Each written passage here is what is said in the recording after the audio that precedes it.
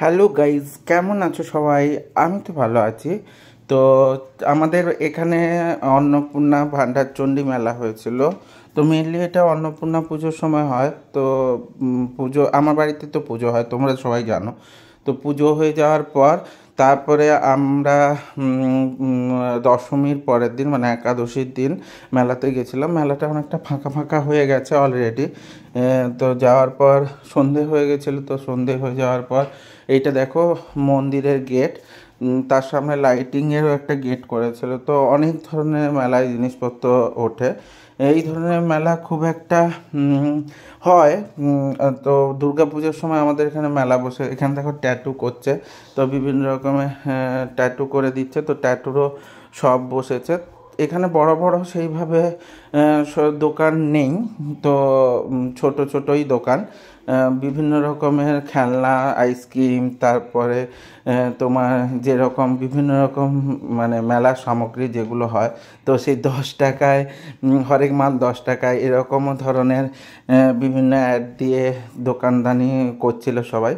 তো মৌলি, পাপাই আর নীল এসেছিল। তো নীল ভাইকে নিয়ে চলে গেছিলাম মেলাতে।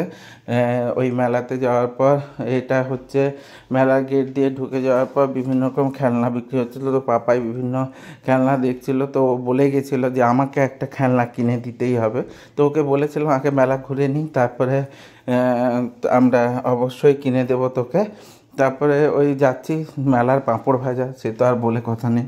তো মেলার পাঁপড় ভাজা বিক্রি হচ্ছিল। তারপরে বিভিন্ন রকমের বোতলের সব, তারপর ঠাকুরের সামগ্রী যেগুলো হয়, মেনলি হচ্ছে গোপালের যেসব সামগ্রী সেগুলো বিক্রি হচ্ছিলো। তো তারপরে হাওয়া যে চকলেট হয় সেই চকলেট বিক্রি হচ্ছিল। তারপরে কুরকুরে, এখানে চঙ্গা ভাজা বলে একটা হয়, যেগুলোকে আমরা ছোটোবেলায় আঙুলে ভরে নিয়ে খেতাম। তো সেগুলোও বিক্রি হচ্ছিলো। তারপর মকা ভাজা বিক্রি হচ্ছিলো। তো মকাকে মেনলি তোমরা ওখানে ভুট্টা বলে থাকো।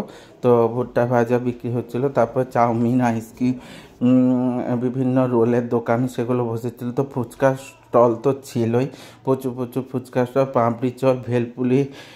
তো পাঁপড়ি চাটের যে দোকানটা ছিল, তো সেটার সামনে আমরা একটু ফটো করে তুলে নিচ্ছিলাম। তো মেলার বিভিন্ন আকর্ষণীয় জিনিস যেগুলো হয় সেগুলো হচ্ছে খাওয়ার দোকান। ওই দেখো মন্দির দেখা যাচ্ছে, দূর থেকে মন্দিরটা দেখিয়ে দিলাম।